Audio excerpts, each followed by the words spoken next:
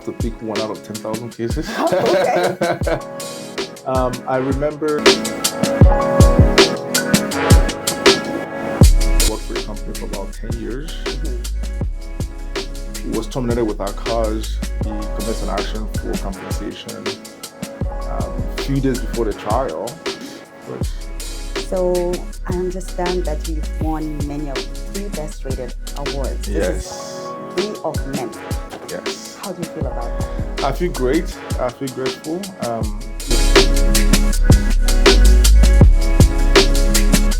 up a new business, and they have sold their assets belonging to.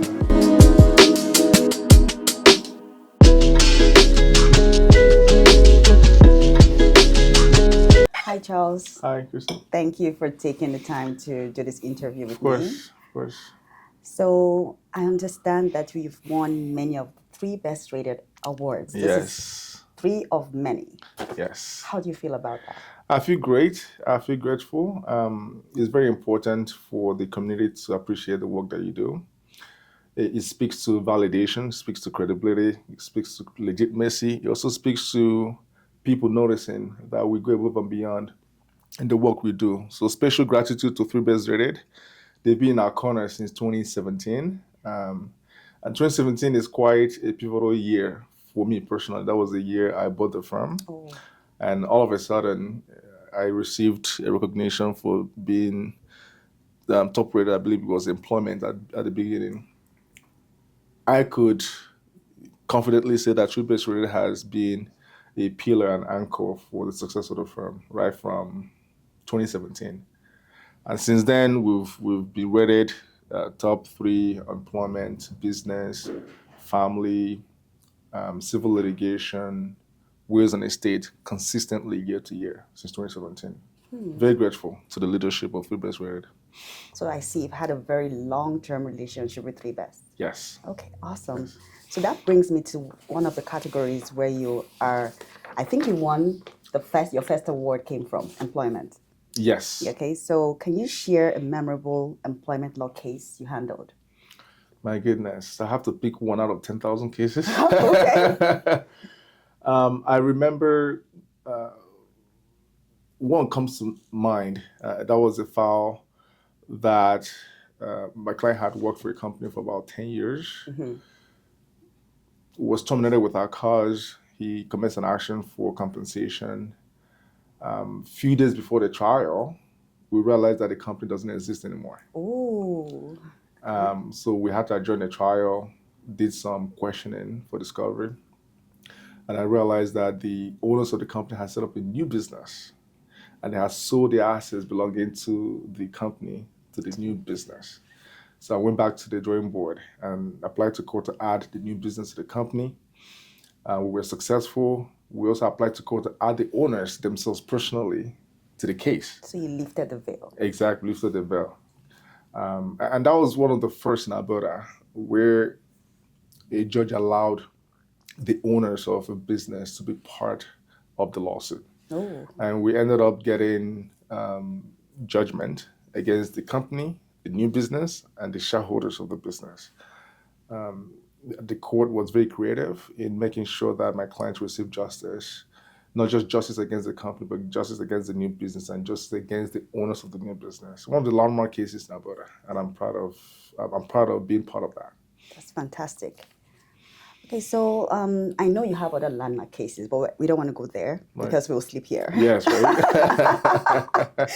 Okay, so I'm going to ask another question relating to employment law. So what do you think your role as an employment law professional has played in Calgary's economy in terms of employment disputes? Right. So Osuja and Smith Lawyers is well known across Canada for the work that we do in employment law. Yeah. And the good thing about our services is we're not just employee facing, we're also employer facing, meaning that this is a one-stop shop for anything employment related, be it an employer looking to terminate or looking to curate some policies for the organization, or an employee looking for representation against discrimination or against unlawful termination. We support both employers and employees. Another awesome thing about our services is we curate the legal fees peculiar to the client. We offer contingency arrangements where we don't get paid until you get paid, which is quite rare in an employment law. Right. We also offer a flat fee for negotiation purposes. We also offer laddered legal fees. All of this definitely must have created a lot of relief to a lot of people in the employment space in Calgary. Right. And I would add that ensuring that the corporates are doing well ensures their sustainable future. Absolutely. We keep saying it. Employers should get in touch with lawyers before the problem arises, not after the fact. That's right. And, have policies in place, ensure that everybody's on the same page on those policies. Expectations are communicated clearly and efficiently to prevent a lot of issues in the workplace. Awesome. All right. So how do you address the issues like workplace harassment? Unfortunately, this is a very recurrent scenario. Sitting on my chair every day, majority of conversation I have with potential clients are revolves around employee harassment, workplace issues of discrimination, and all whatnot. My strategy is to recommend filing a complaint with the employer.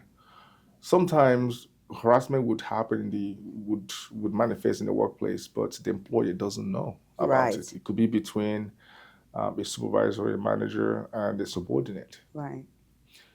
But the employee isn't aware of it. HR doesn't know about it. The upper management isn't aware of it. I always recommend to the employees to get in touch with human resources or upper management. Let them know at the very least. Give them the benefit of the doubt. Give them the opportunity to resolve those issues before escalating. And if the employee isn't mentally fit to continue working in that work environment, I would recommend that they go on a stress leave. While they're on a stress leave, they give the employer an opportunity to deal with the situation. If the employer fails to deal with the situation or does not address the situation satisfactorily, then I would be recommending some other options to the employees, such as either filing a case with human rights or resigning under protest or extending their medical leave or committing an action against the employer for constructive dismissal. And if you're facing a corporate side, as in you're representing the corporation, I would assume something like creating a whistleblower mechanism will help them. Yes, absolutely. If I am employer facing in this scenario, I would recommend the employer to ensure that they have an updated policy or policies in place that address workplace harassment investigations and ensure that an independent investigator deals with some certain types of harassment issues. For instance, in a scenario where an employee is complaining against an upper manager or an executive who is quite inextricably tied to the leadership of the business, I'll recommend the employer to hire and invest in an independent investigator, someone that would look at the situation objectively and make a decision that is in the best interest of the business. The business has a duty to ensure a safe workplace for everyone, including all employees. Awesome. And to my last question on employment, what legal protections do Calgary employees have against wrongful termination? There is a myriad of protections. One would be human rights. They can pursue a human rights complaint if termination is as a result of any of the protected grounds, such as gender, sex, mental health, family status, or whatnot. There is also protection under the Employment Standards Code. There are certain scenarios that are protected under the code, such as someone who is away on medical leave, someone who is also have protection in court. Employees can commence an action in court for remedies such as compensation, severance, legal costs, and whatnot. Okay. Thank you.